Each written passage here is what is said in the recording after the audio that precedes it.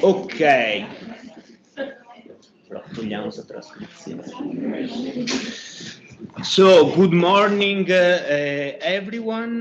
This is the third seminar of the semester, the sixth of the project, and I'm very glad to welcome Flavio Tranquillo, that was very kind to accept our invitation, also because it was a kind of last-minute invitation, and I'm very glad to introduce him. He's a sport journalist. Probably a lot of you know him already. I have to say, Flavio, that today there are also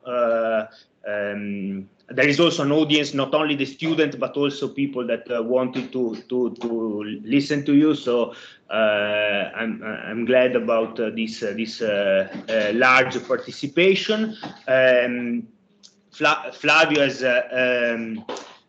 is working on a project, so it was very somehow full, but he managed to find a small time for us, because very soon is going to be out on Sky his new project, Il Buco Nero. So for those who have Sky Sport, Sky, sorry, in this case, Sky, I strongly suggest to watch it. And for those who can read Italian, I strongly suggest to read this last book, Lo Sport di Domani. With him, we are going to discuss about the differences between the differences, but also the similarities and the interconnection and the influences between the American and the European models of sport. We are going to dialogue a little bit, and then we will give the floor as well to you for questions, as we have done for the previous seminars. So, Flavio, thanks again. And the first question is, if we have to introduce this topic that probably we need hours to discuss, but what are the main differences, according to you, between the North American and the European models of sport? Well, first of all, thanks for having me, and thanks for the attention. I hope that I can give you something to think about. I'm not going to give you a lesson. I'm not a professor. I'm not going to give you answers. I may try to give you some questions, but then you have to elaborate yourselves. About the question, similarities and differences. I think that before answering, we should ask ourselves: is there an American model? Is there a European model? If you take a look at the academic sports literature, yes, there is such model. May I ask you if you can mute the mic because it's really noisy? Okay, thank you. And yes, there is. If you listen to the literature, which I respect a lot, of course, there is an American model based on money maximization, profit maximization. And there is a European model based on win maximization.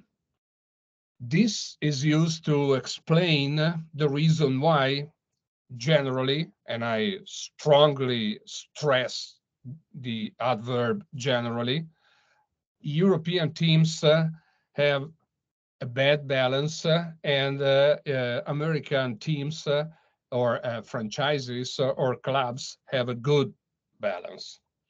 I'm not that sure that you can talk properly about a European and American model.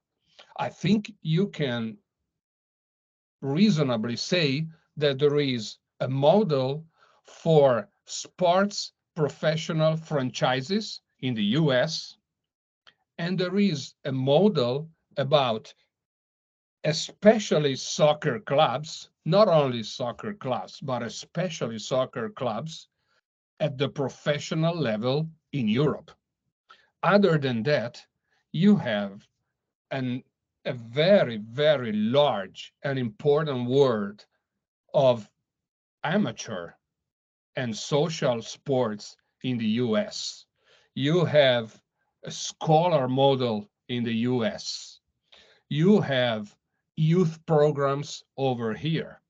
So if the question is, we have to compare what the, let's say, NBA and Champions League do, this is probably something that we can do, provided that we remember that this is not Europe and the US. It's just a particular segment of Europe in terms of the sports world and a particular segment of the US. And obviously, there are a lot of differences, a lot of analogies, but more important than that, in this particular moment, there is something that we should call convergence. Not that the two models are converging in the same place or in one place, but there is a continuous interaction between the two words. The less easy example is this week, the NBA will celebrate its first NBA Cup, which is obviously a spin-off of the Coppa Italia, of the FA Cup, the French Cup, the Copa del Rey, and those kind of stuff. It's a little different, but it's coming from there. And there are a lot of things that European clubs are doing that are coming from the US and are not exactly, obviously, done and contextualized in the same way. So now, if we want to go deep into details about differences and analogies, here I am for you. Okay. Yeah, thank you. And I think this example of the cup that è chiuso? No, è aperto. No, it's open. It's open. So, yeah, this analogy and this like the fact that also the NBA, that from an Italian perspective, from a European perspective, is often depicted as the model of the future, the model that works, at least from an economic perspective. Then they are still watching what happens in Europe, and they are taking some inspiration. It's very interesting. You also mentioned the different models of sport that are in the USA, in North America in general, but in USA in particular. I think it's interesting if you can spend some word on the university sports system that exists in the USA, because there we can find some significant difference with Italy in particular. Yes, definitely. Let me just do a step back before answering. When we say model, and this is something that probably we should do better, we always think model, but we never are able to really say if we're talking about the economical and business model, which is one thing, if we're talking about the competition model, which is another thing, if we're talking about the governance model, which is another thing. So this is something that we should always be very attentive to, not to say model and think that the model is if they play a regular season of 82 games and playoffs or just a regular season of 30-something games or matches in the Champions League two matches with goal average. That is a competition model. It's important, but it's not a model. And obviously, the business side of this is what really influences all the rest of the, let's say, general model. Having said that, yes, there is a big difference between what happens in an Italian university or in an American university in terms of what sports is, what sports role is into the university, what sports role is for the university. And again, it's a big difference in terms of economics, first and foremost, because a lot of important colleges in the US spend a lot of money and get even much more money from sports, from their teams, from selling, obviously, the rights to television today, tomorrow, probably not what we think television is today, but the new subject, streaming, and so on. But let's stay simple for now and for today. They sell rights, they have sponsorships, so they have more or less the same structure that a professional team has. The difference with the European model, one of the differences, is that they are not the part of the same structure. They work in the same context, but they work with the same people, but the same people differentiated by age. The NCAA, the university system, is working with persons, let's say 18-22. There are some exceptions, but the substance is 18-22. Before they are at 18 and after they are 22, there is no business for the NCAA. They work with those people, they use those people, they give something to those people, take something from those people, and then it's over. Over here, good or bad, we can talk about that. But if we just have to list the differences, over here, there is something that is called the pyramid.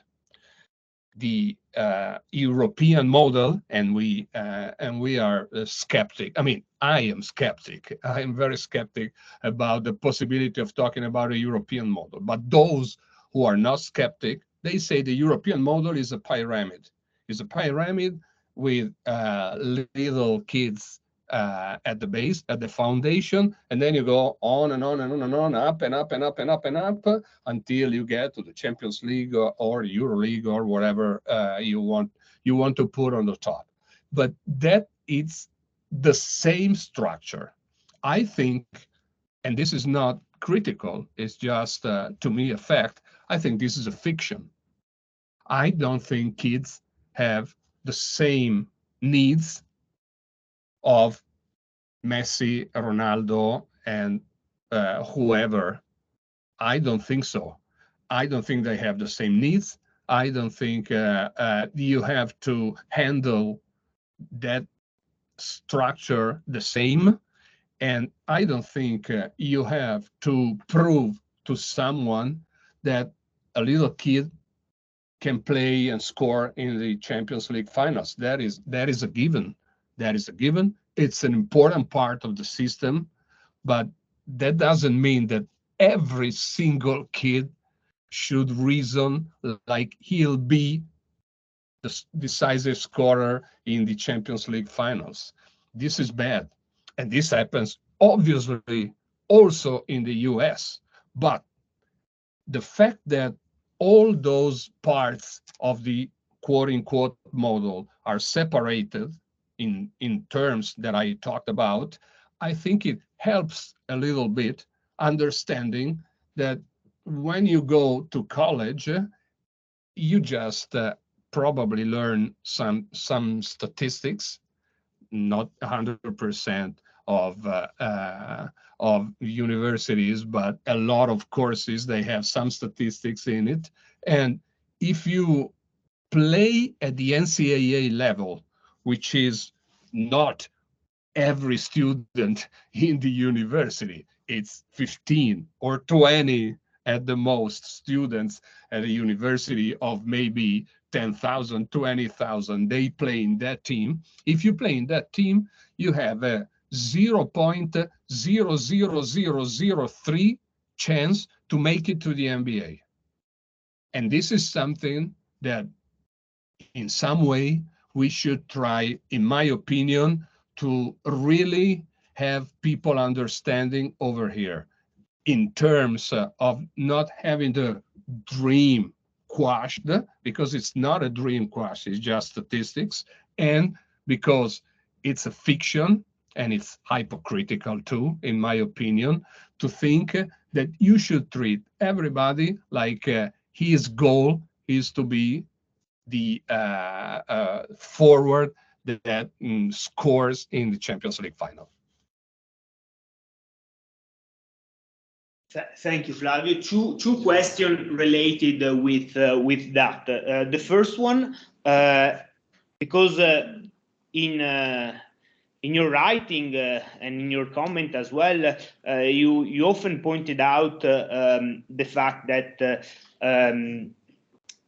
athletes sometimes play for free, no? In the case of a national team, but if we look back, a similar situation, not the same, we can find it at the NCAA level, because there is this exchange. No, you can you play for free, but you study at the university. So I wanted to know your opinion on that, because I know that in recent time there is some debate on the US on this aspect.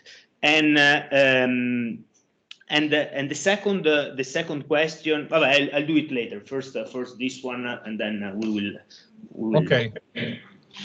Yes, I mean, the general structure of what happens in the NCAA, and again, I want to stress, we're talking about a very, very limited number of persons in each and every college that has the talent level in football, basketball, baseball, lacrosse, swimming, whatever, to make it to the top level of NCAA sports. These people, they have money. Not until yesterday, they didn't have any kind of, let's say, direct money, but they had their studies paid by the university in exchange for them being student athletes. Now, like this is 2 years from now, you have an acronym. The US is full of acronyms, which is NIL, name, image, likeness, which is what probably we call over here image rights. It's not exactly that, but it's not far from that too. So NIL, the Supreme Court established, belong to the athlete, to the student athlete. So now, if you are, for instance, LeBron James' son, and you go to play to University of Southern California, you can make more than $1 million just in NIL, which is, for instance, selling the rights for a radio show or a podcast every week, which is called Talking with Bronny James. This is something that changes the landscape a little bit, but doesn't change in reality the whole structure. The whole structure is the university is making tons of money from those athletes. They are not paying those athletes, and to a certain extent, statistically, a lot of those athletes, they don't finish their studies, which is a point. You can take a point and say this is completely good, this is completely bad. It's something that you should be aware of and make your opinion about. So is there some kind of exploitation? This is the English word. My opinion, yes. Is it true that a lot of those athletes that will not be professional athletes have a chance that is not, absolutely not a given in the US system? Yes, a resounding yes. A lot of those guys, just because they are good at playing basketball or baseball, they can afford something that their families could never afford, which is an education at a certain level. And an education at a certain level means money after your university is over. So it's a balance, it's complicated, it's hypocritical to a certain extent. It's give and take, it's good give and take to another extent. I think you have to understand the broad context of all this. Also, to end it up, these days, really these days, there is talk that the NCAA could be sued, brought to a court, because in the past, the athletes didn't have those NIL rights. And so someone could bring to court the NCAA asking for damages from the past. Those damages could be up to $4 billion, and the NCAA would fail because the NCAA, from a structural point of view, is not a venture, doesn't want to make money, takes money to invest money. If they would have to pay $4 billion, they wouldn't have that money.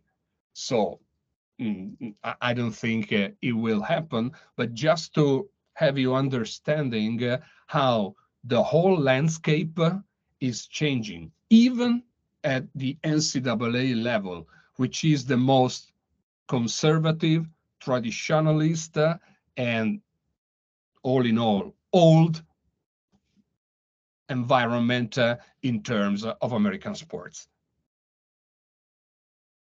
I'm glad that you mentioned the word hypocrisy, because it's something that we have done very often, speaking about the role of sports organizations. Anyway, the other question related a little bit to the NCAA, or to how in North America sports is developed. And probably not necessarily in North America. Can be even a more general question. Don't you think that we are seeing the more and more some nation that are able to produce some of the best athletes in that specific sport, then in somehow they exported this type of athletes. For example, for ice hockey, Canada is producing the elite hockey player that then goes also. Those who are not able to reach the NHL then are going to search for fortune in other market, or for other sport. Basketball is a good example for the US, but France or Brazil for football, New Zealand or even Samoa for rugby player, and so on. Did you see a pattern in this, or it's always been like this, and there's no ultra specialization in this field? No, I think we can talk about a pattern. I think it's different than compared with the past. I think the difference has something to do with globalization, which is a very complex word, and has something to do with the US, the US being the market with more power in many, many, many sports. That is not true for soccer. I could try to say it's not yet true for soccer, but it's not true for soccer. It's blatantly true for basketball, obviously football and baseball. But generally speaking, this is something that has to do with markets. And if it's about markets, we should treat it with economy as a reference. While economy is not just money, and it's not just about saying if money is clean or dirty, is good or bad. Money is important in this world. And one of the matters that we probably didn't touch yet is the NCAA or federations in Europe.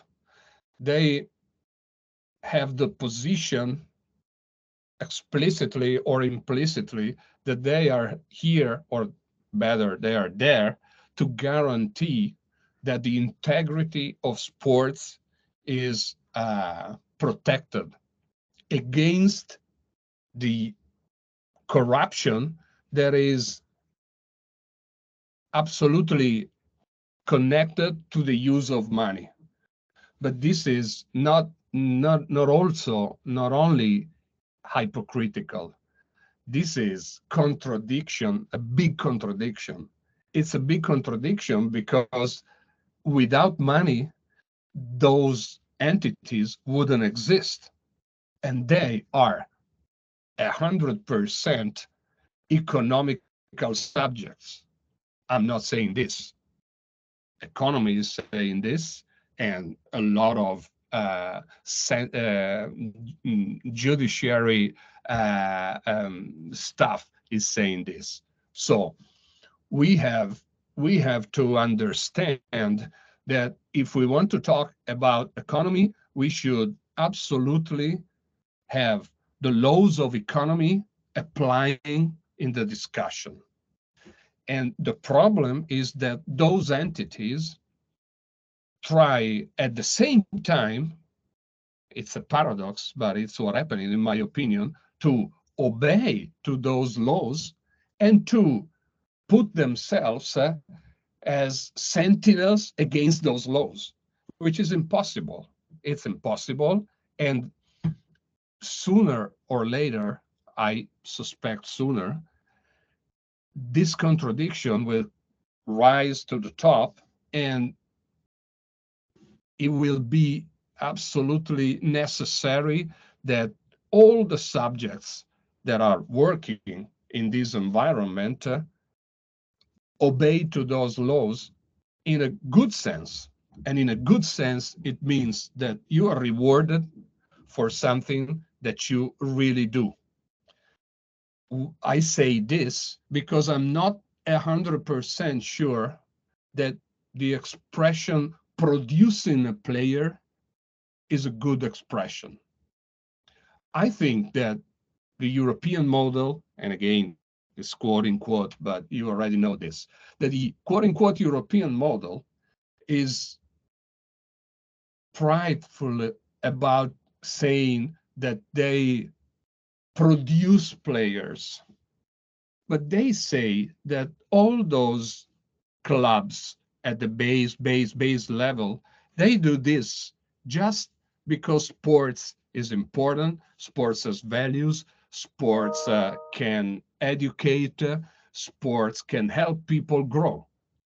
Is this a contradiction? Yes. If you are there for that mission, you are not there to produce players, because producing players for the NBA or for the Champions League is a function that is industrial. It is about research and development. And research and development is something that costs money, makes money, takes investments, and again, obeys to the laws of economics. So I think we should try, besides thinking Europe and the US, good and bad, money good, money bad, wins and profit, which is, to me, almost comical. It's comical to think that an MBA owner doesn't want to win.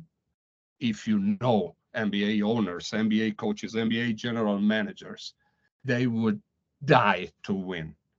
And it is comical to think that a European owner doesn't care about money. If he is an owner at that level, he is swimming in money. And people with a lot of money, they care about money. Let me tell you that. So this is, to me, a contradiction that we always see, but try to avoid. I think we should go into that a little bit more. Thank you.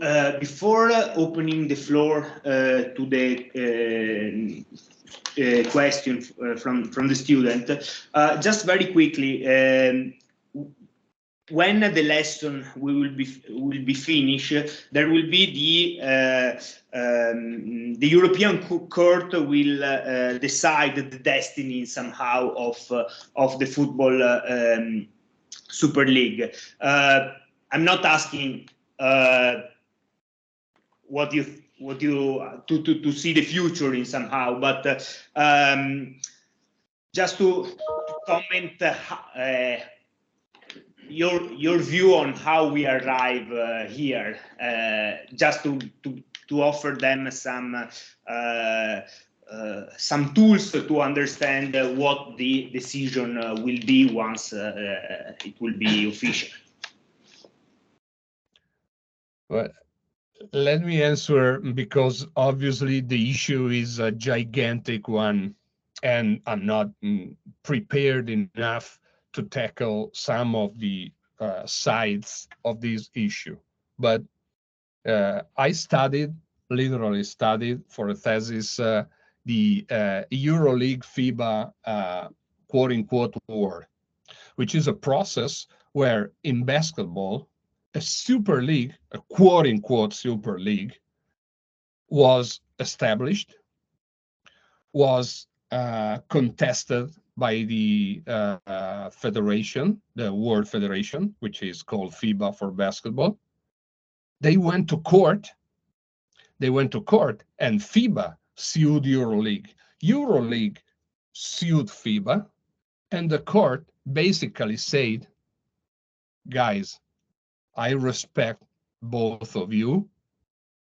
I have more serious things to think about, and there are some principles, some pillars in European law that cannot be avoided. One is the freedom of enterprise. You have to be free to be an entrepreneur. Two is we respect the European model, the pyramid. But that doesn't mean that we can tell people, no, you cannot do at the professional level something that is an enterprise. You cannot be an entrepreneur. You cannot have people be free to work all over Europe. This is something that cannot happen. As a joke, with soccer, anything can happen. But I would be really shocked if any European Commission or European Court could restrain a European entrepreneur, or a group, in this case, of European entrepreneurs, to be free to do their job. And this is already written in the pre-sentence, let's say, that was the award that was done by the General Advocate of the European Court, which basically says, you want to do a Super League, best wishes. Just don't ask UEFA or Champions League, the federations, to be happy about that, to help you, but you have 100% right of doing that, which is, if you are an entrepreneur, take your risk, and if you're better than the other subjects on the market in a free competition, you will win the competition and you will have more market quotas. If you're not good enough, you obviously will end up out of the market. I think it's a very, very, very easy situation that is complicated by gigantic interests that I respect, but shouldn't take us too far from this. It's a very simple point. I can do anything if I put my money and take my risks. We can do a Super League today. We can just assemble people in a room and do a Super League today or tomorrow, literally. Obviously, I suspect that we, as a class, and myself and Nicola, cannot have the money and the ability to sustain the project. But if we could have, nobody can stop us, and I mean it in a good way. And again, and why should they stop us? Why? Why should we be different than someone who, in a whole different context, was the only subject able to organize and handle the competition? Why is that? It's impossible to restrain the freedom this way. But this is not to say that the Super League is good or that they have more rights than UEFA or anybody else. This is just to say that the professional level should be treated for what it is. And it is something that tries to get market quotas in a free competition on the market. The important thing, the important words is level playing field.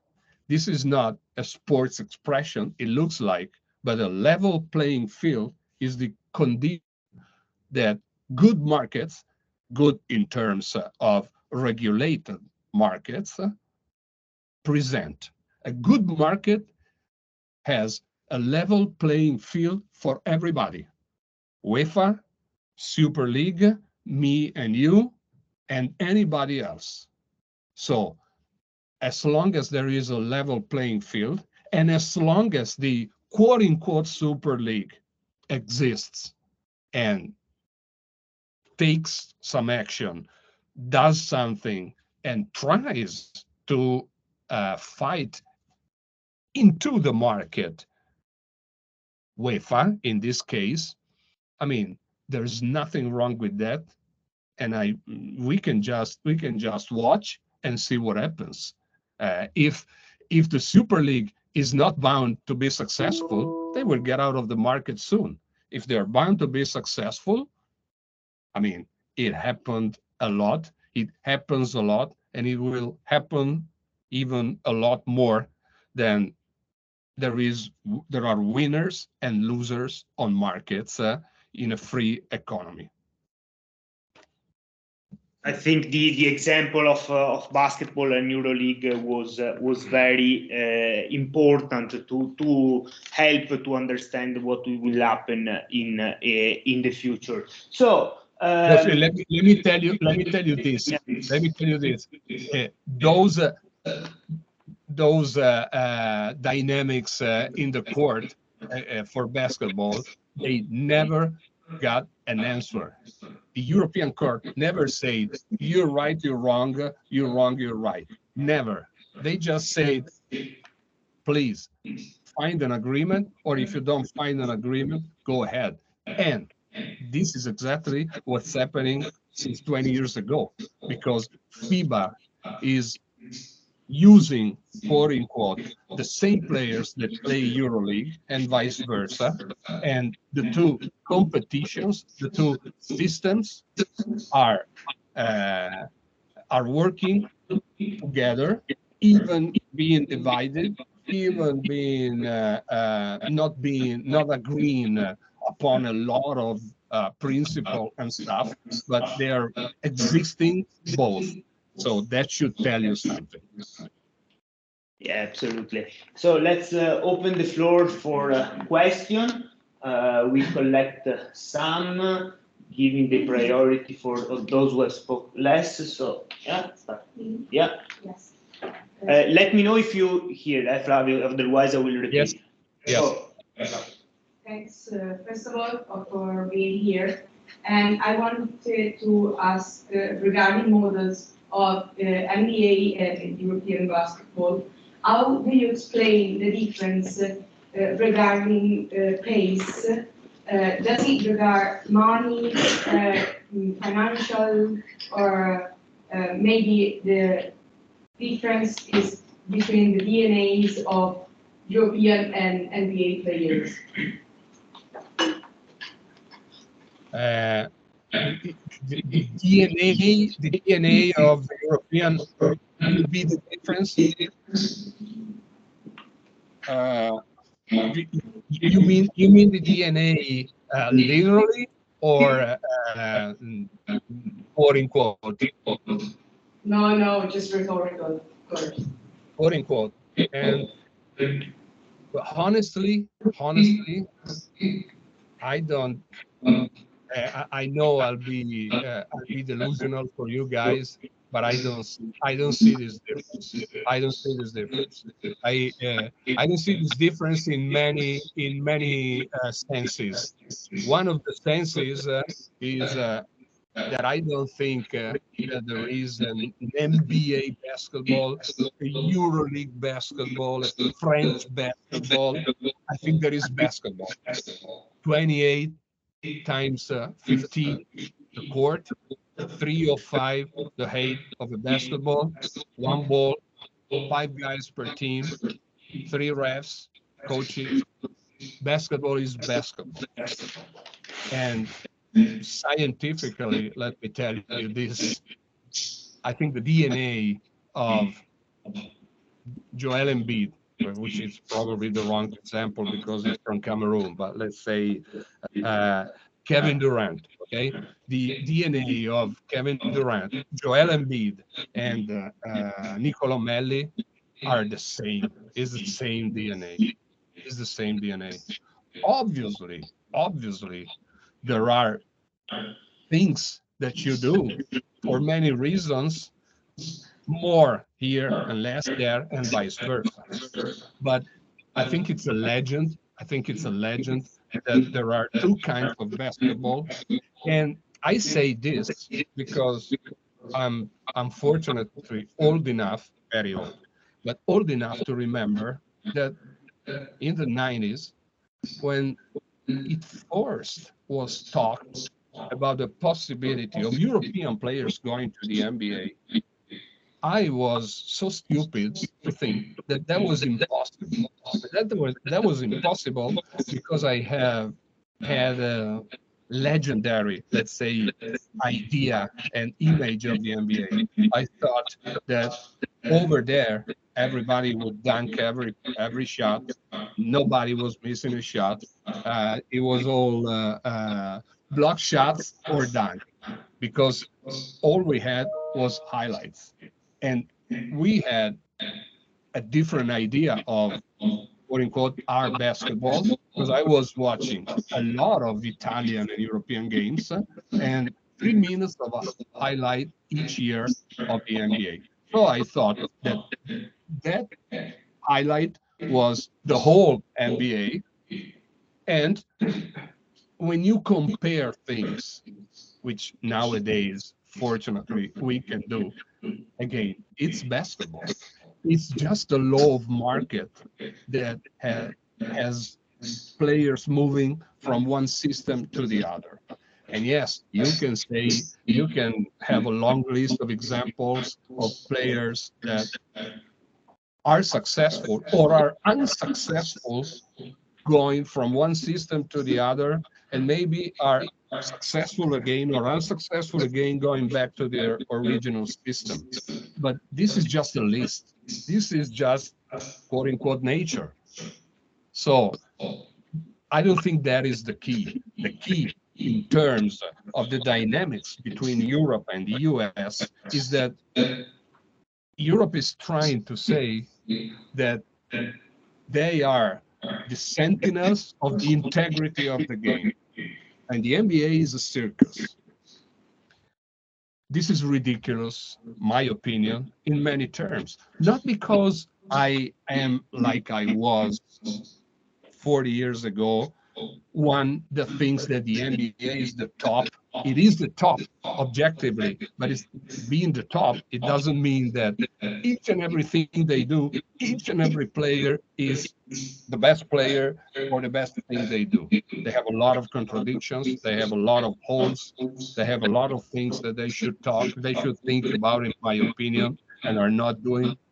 But at the same time, they have more resources.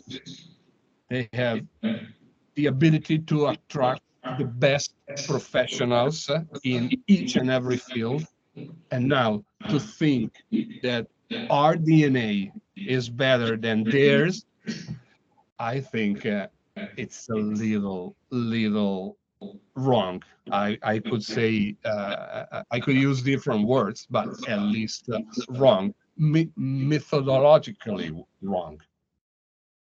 If that was the idea of the answer of the question, excuse me. Uh, I had a question about the fact that as we know, you listen to me? Yes. Okay. As we know, in our history, we always tend to consider the US and the North American sport as the model, the way to consider at least Western sports.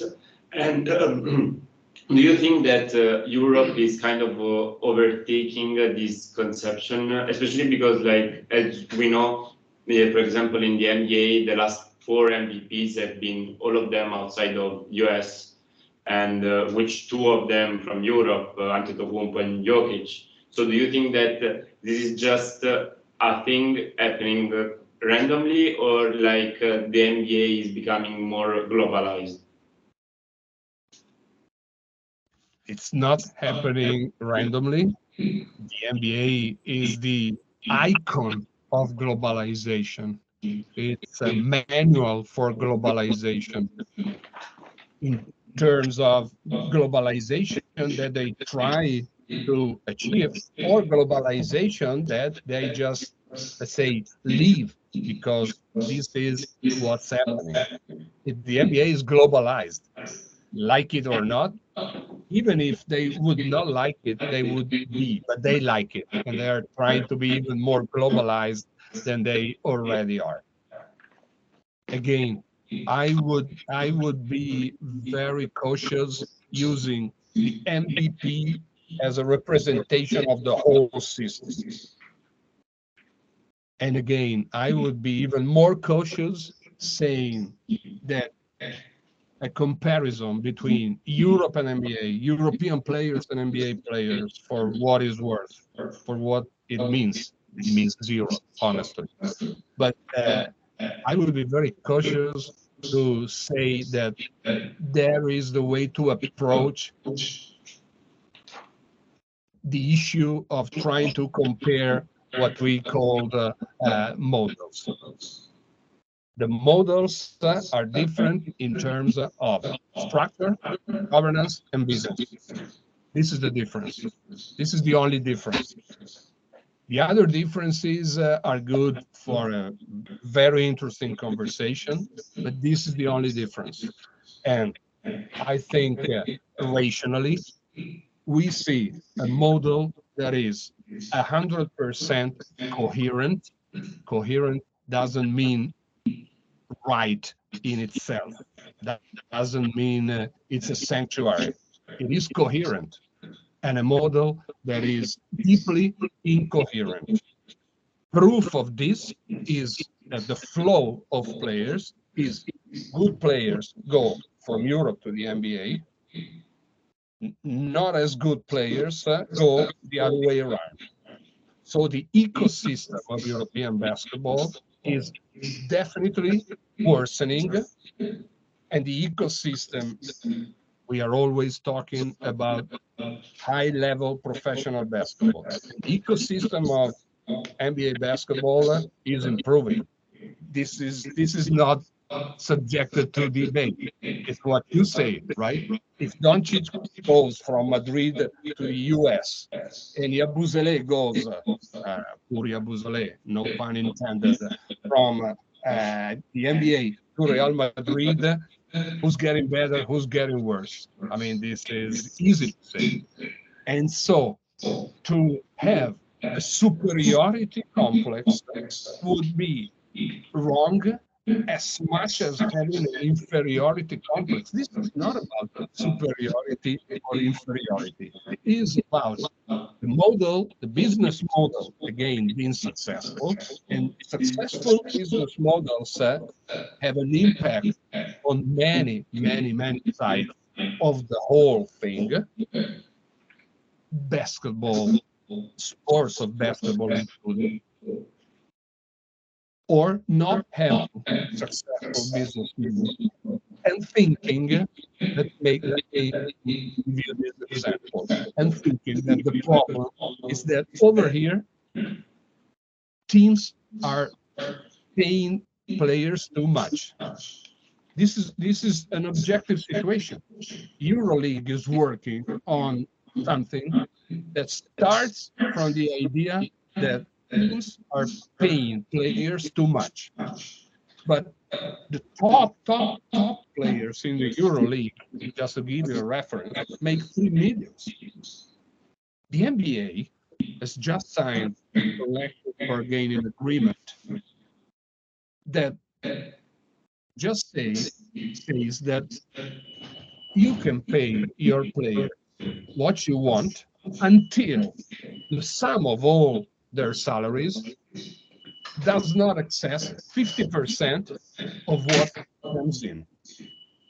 And the result of this is that you are paying players 40 million a year, 50 millions a year, and those players could build, those NBA players could build a very strong argument telling you that 40 or 50 millions is a discount because they have more value than 40 or 50. So you have to understand that there's something wrong if you say that 3 millions is too much and 50 millions is not enough.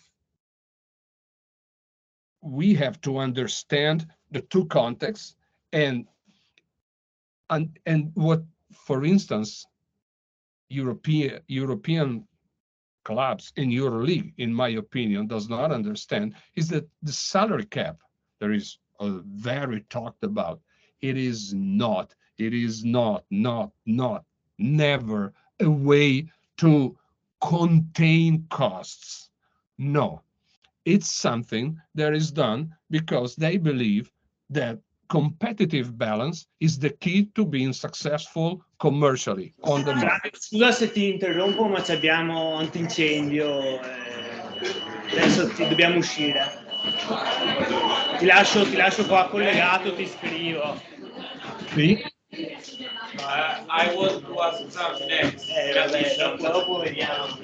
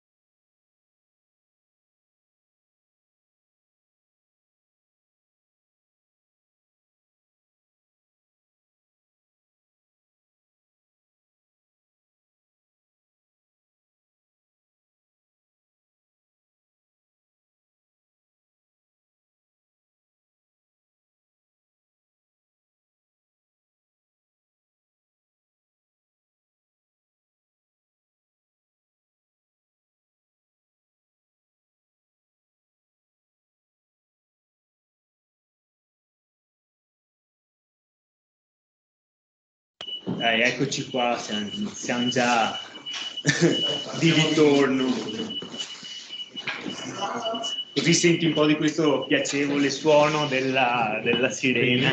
Sì. No, l'unica cosa quando avete finito le domande poi spegnete l'audio perché sennò è un po' difficile. Anzi, guarda, lo spegno subito intanto. No, ma anche dopo, adesso non c'è problema. Ma ti risparmio la sirena almeno, dai. Ma figurati.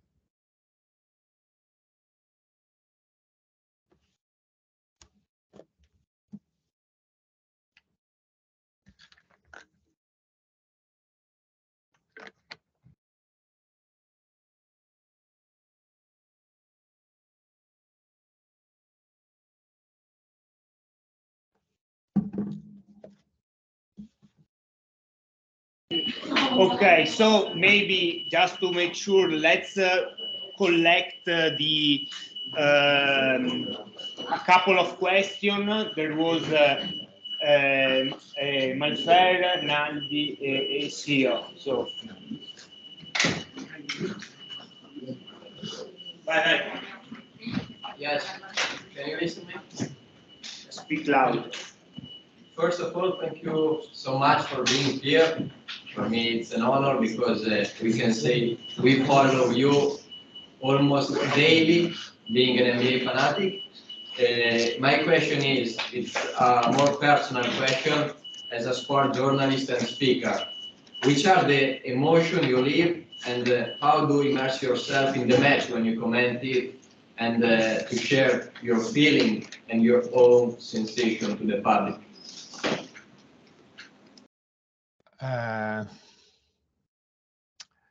I'm not sure that I want to use the word emotion.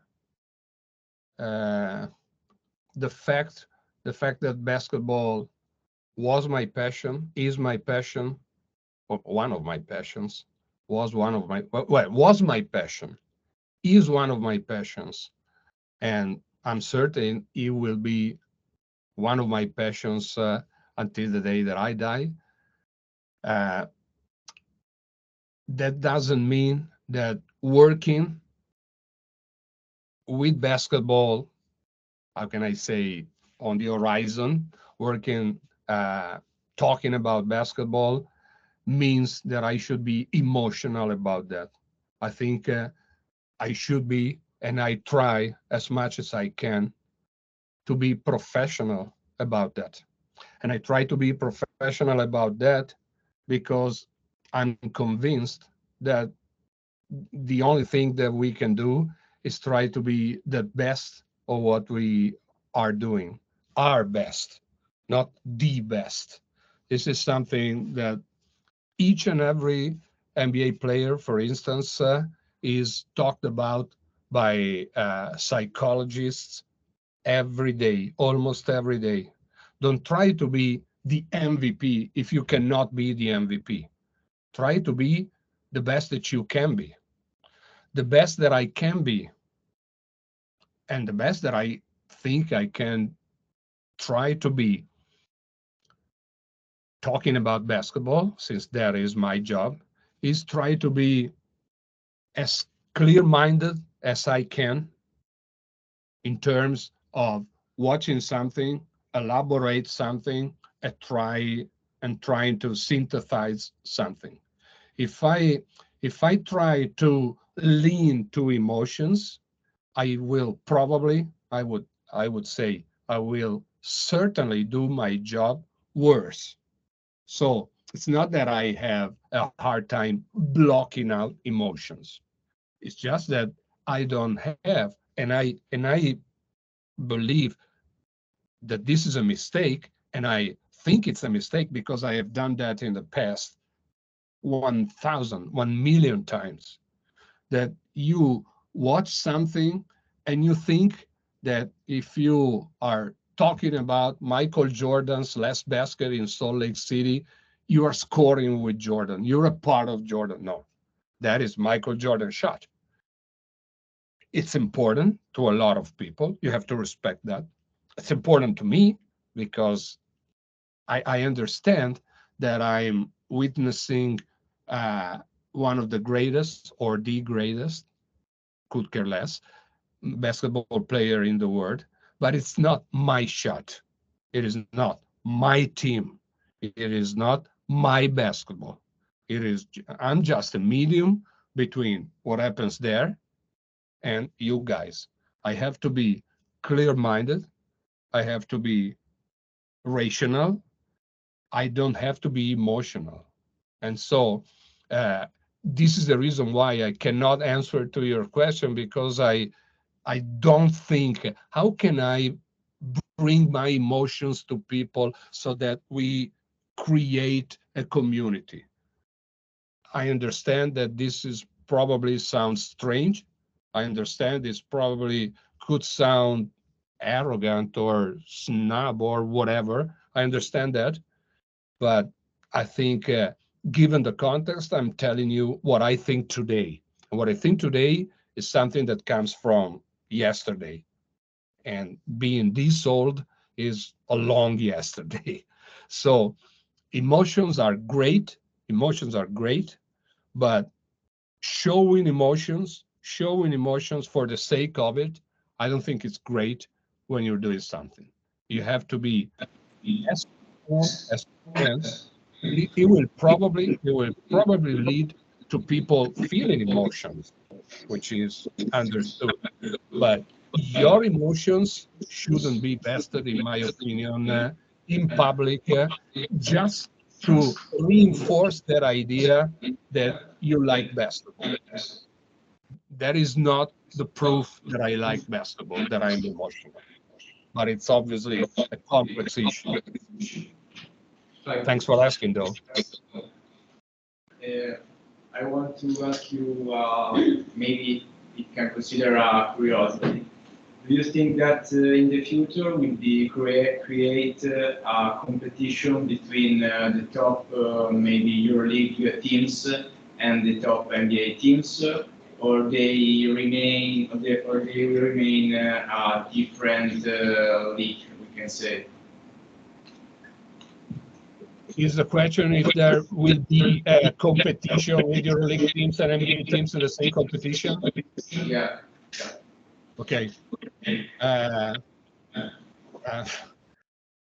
When I was your age, even younger, Sports Illustrated, which was a magazine, an important American magazine, ran an article, a long article, and we would call it a long form today, about the imminent presence of NBA franchises in Europe. So you would have had the Milan Domes, the Rome Towers, the London Lions, generally speaking, in the NBA. I remember I was in high school. I'm born in '62, so it's before 1980. I think, if I'm not wrong, that there are the London Lions, but they're playing Euro Cup. Milan is still Olympia Milan, and on and on and on. There will never be a competition just to see who's better. There will never be a competition. If there was such a competition, like the All-Star Game Europe versus USA, I think would be ridiculous to think that would establish who's better. That would be what would happen if there, I don't know if this is possible. They could try to do this just to fuel the quote unquote discussion who's better.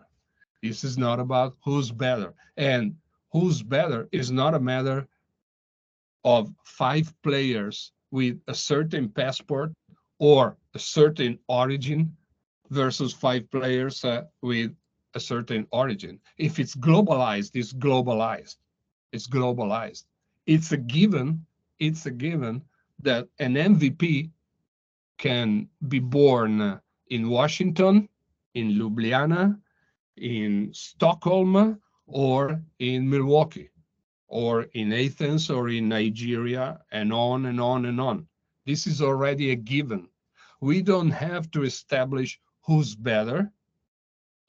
And to put the teams in the same competition, I mean, what do you do with all the American players that play in the EuroLeague? If the EuroLeague team, okay, if Olympia Milan, it's not probable today, but say if Olympia Milan beats the Denver Nuggets in the final of this tournament, what about Jokic? What about Shavon Shields? I mean, what does that mean? That if Milan wins, Shields is better than Jamal Murray or Kentavious Caldwell-Pope, if you want to restrain it to the US. And it's possible, but that just would mean that the Denver Nuggets were wrong in giving 20 millions to Kentavious Caldwell-Pope and not Shields, because the market says that Shields is worth 2 millions, okay? Vice versa. If the Denver Nuggets win, and Jokic is probably a part of this win, what does that mean? That just because he's born in Sombor, has played with Mega, has worked with coaches from former Yugoslavia, that is the only reason he became the NBA MVP or the winner of this game? That is one of the reasons. Let's try not to focus only on this. Focus on the big picture. The big picture. It's already a given that players are players and basketball is basketball everywhere. Everywhere. I don't experience the need to understand if the Denver Nuggets can beat Real Madrid.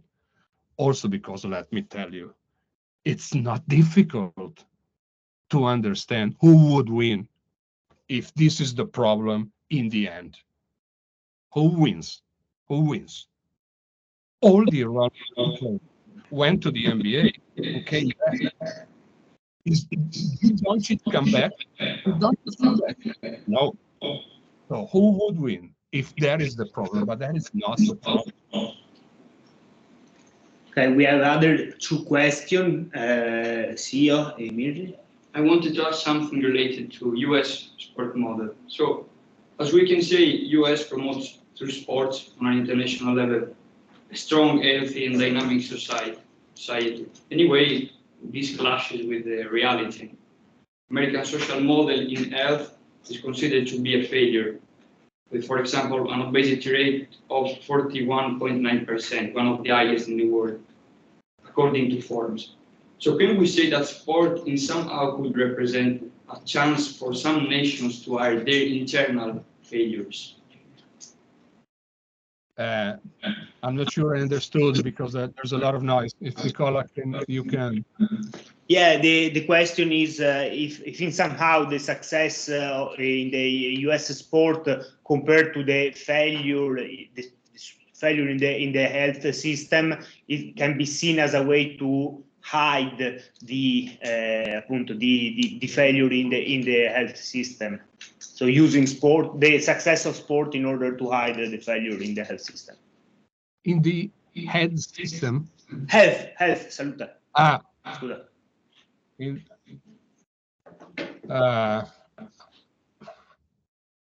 In general, sports is used to hide a lot of stuff. But again, I think we use the word sports improperly because we think that the NBA or the EuroLeague is sports. There is a small, minuscule portion of sports. Sports is a big word, is a comprehensive word. It encompasses a lot of angles, a lot of issues, a lot of people. So professional sports at the top level, I think, commits the original sin of thinking itself for commercial reasons and being thought by a lot of people as the whole world of sports. And again, we should use the previous example. If 0.00003 of NCAA players have a chance of donning an NBA jersey, it means that the NBA, in some way, is 0.00003 of the sports world. And so we are using 0.00003 as a representation of the whole. This is wrong. And one of the reasons we do this is that the top level sports is used not to talk about the foundation, the base, which under this regard, I think that the NBA is not better than the EuroLeague, let's say. But there is one difference. The NBA doesn't present itself as responsible for what happens at the foundation in the very same way that Amazon, eBay, Apple are not responsible for what happens in the universities. They just recruit the best students, but it's not like they say, this is a best student because I donated money to the university. Even if they donate money, it's just because they want better students, better professionals tomorrow.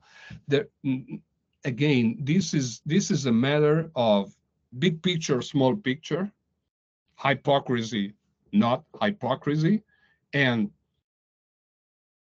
not divide in terms of building a wall, but divide in abstract terms the base of the foundation from the top of the foundation. Otherwise, professional sports will always be used to hide something, to achieve something on the political floor, which is what's happening today. Okay, we have one last question. Hi, Flavio. Thank you for being here today. My question is quite provocative, and it's, in your opinion, where is clean and transparent sportsmanship today amidst doping, economic interests, and financial power? And do you think it exists still today, let's say, a clean championship? Thank you. Oof. This is a big issue. This is a big issue. Again, in general terms, and back to the point. I think, and I may be wrong, that you should try to build a structured system to promote the value of sportsmanship for all people that are practicing, watching, talking about, whatever, has any kind of relation with sports. I think you should build this system vertically, horizontally, encompassing the whole world of sports. It's completely wrong to think that you can take my opinion. Again, I'm a single one. That you can take a model, a role model, and hope that that role model will teach sportsmanship, educate people to sportsmanship just with his example, which is not to say that his or her example is not important. It is very important, but it's completely different saying it's important with saying it's the only way to achieve this goal. So provocatively, I wouldn't think too much about what they do in the NBA, they do in the Champions League. I wouldn't think that much about that. I would put my resources as a system at the base of the foundation where we don't use any resource. We don't dedicate time, money, attention, professionals to this. And the result is that you have not sportsman-like players, coaches at the top level. And hoping that those guys can solve these problems is completely wrong in systematical terms.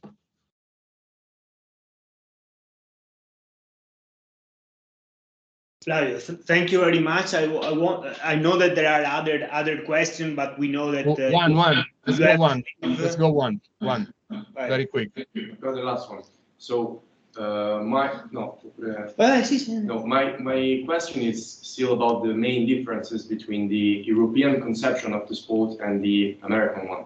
So do you think that in looking at the future, the future is more oriented through the American conception? So, for instance, the spectacularization of the show, and such as the NBA, which is the greatest example, or don't you think that it's more close to like focusing on the flow of the game? Like, for example, we have this. I think we have this kind of conception in Europe. So, what do you think that the future is looking for?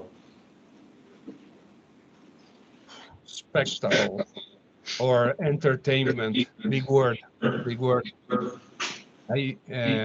Again, if you talk the NBA, I think, or if you talk top level, I think that to generate more value, to extract more value from the entertainment business, you have to add entertainment content. Now, just be careful. If entertainment content means that you play basketball with a red nose and a strange hat and a big foot, I don't see it happening. I mean, we would never watch that. if entertainment value, for instance, means that you have 80 cameras instead of 40 cameras on TV, that you have a game presentation where Beyoncé sings the national anthem, or lights are top level in terms of technology, that doesn't have anything to do with what happens on the court. So mixing and matching those two words is not something that is done on a regular basis. By my experience, and obviously it's a limited experience, there is not a script for NBA games. There is not a script for NBA games. You don't have 8-13, Denver scores, 8-15, Milwaukee scores, 8-17, Adetokounmpo gets ejected so that people can scream. To my knowledge, there's nothing like this. There's a rundown, a very specific rundown of what happens between the game, during timeouts, after the game. Long and specific rundowns. Those two aspects don't go together. So again, if the idea is European sports defends the integrity and American sports doesn't, this is absolutely legitimate, respectful. I don't agree. Not that I don't agree because it's the other way around. It's just that one of the good things of sports is that the court speaks. The court speaks. And if you think that everything about the NBA is scripted, let me tell you, no, not you, it's a very general you. You don't know basketball. Or you are in bad faith, or you don't have enough knowledge. Sorry, but this is what I think.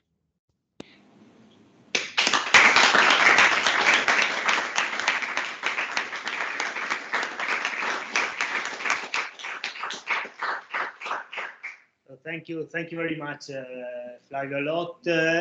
Thank you for your time, and we leave you because we know that you already gave more time than what you promised. So thank you again, and I'll see you soon.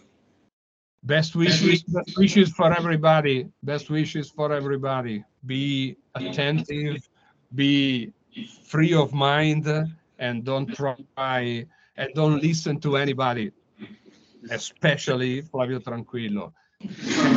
Build your own opinion. Build your own opinion. Thanks for having me. Bye-bye. Best of luck.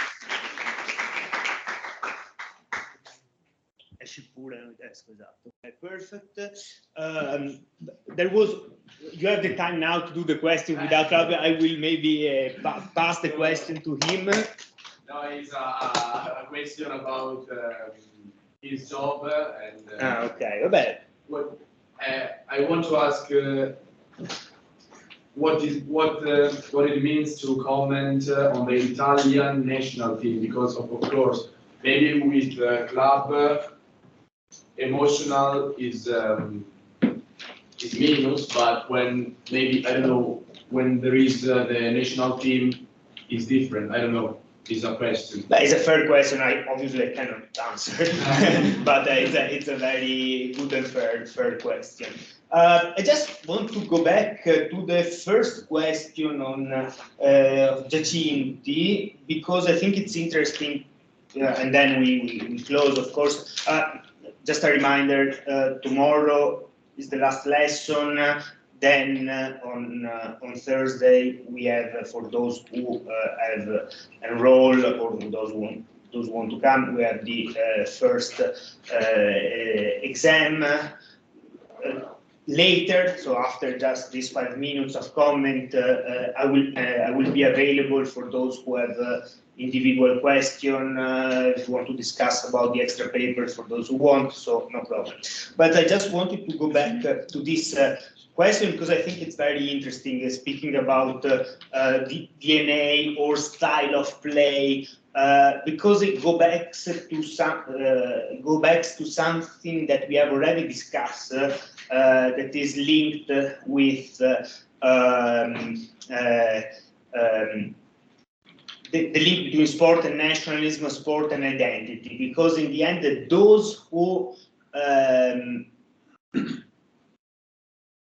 speaks about, those who describe, those who pretend that a DNA or a style of play exists for a specific nation, for a specific team, for a specific area, are media persons, so are the journalists in particular. And when it was impossible to see football because television didn't exist, it emerged this idea that a nation had a specific style of play which embody the national value or even the national weaknesses sometimes.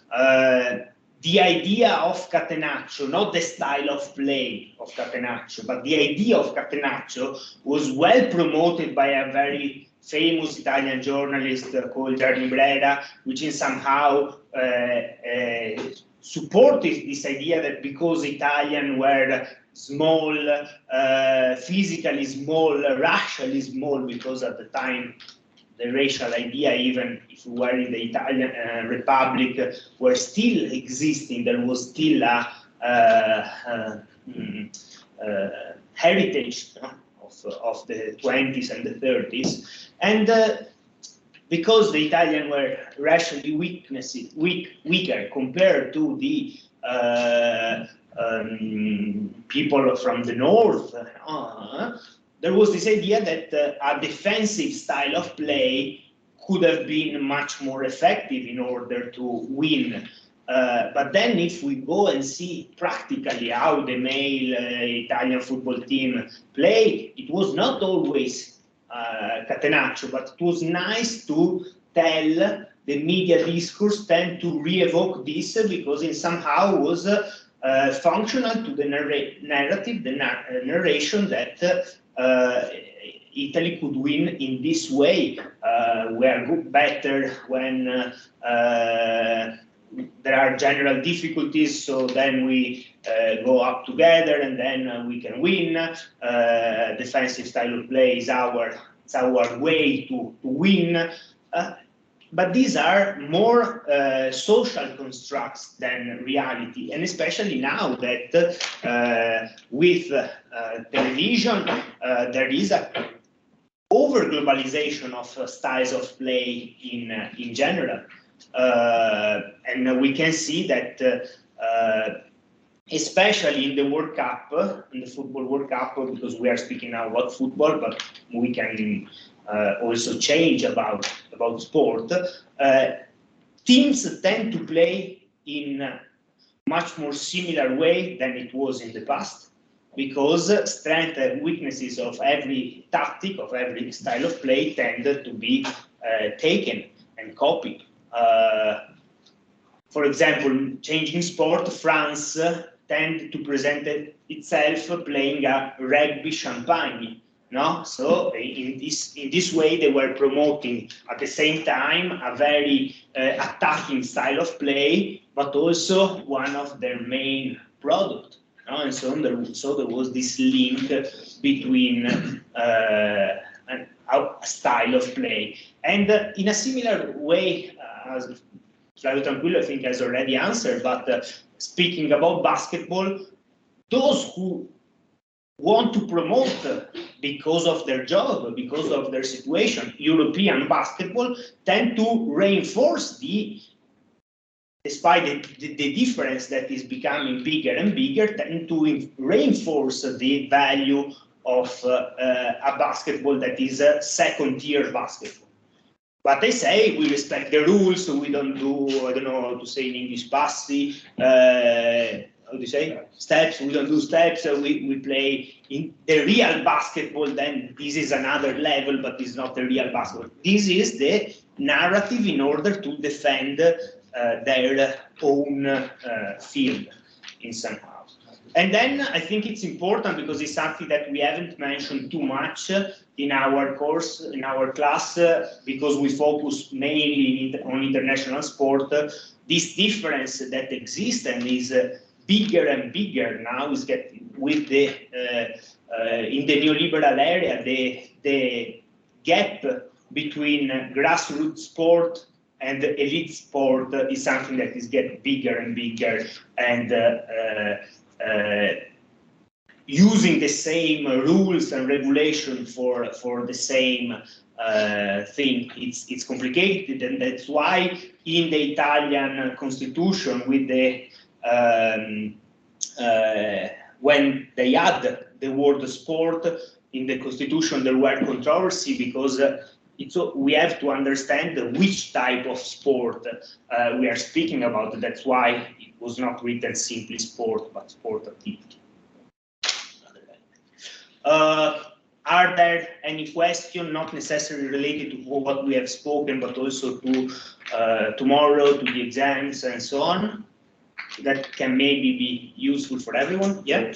Tomorrow there is the lesson. Tomorrow there is the last lesson. Tomorrow is the last. And please make sure to read the lecture, the document that is for all, because we are going to speak about a broad topic that we need all the lesson to speak about. It's the role of European Union in sport, and there are two elements to discuss. One, the role of European Union as, let's say,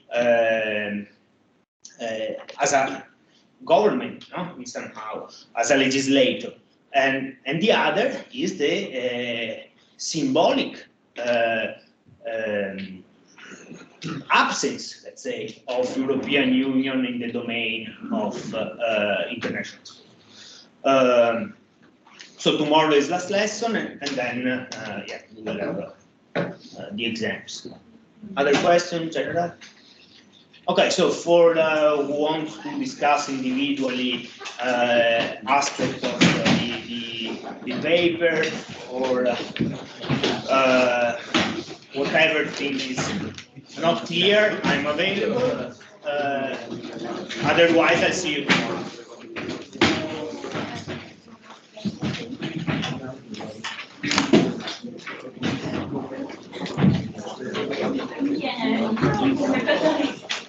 Yeah.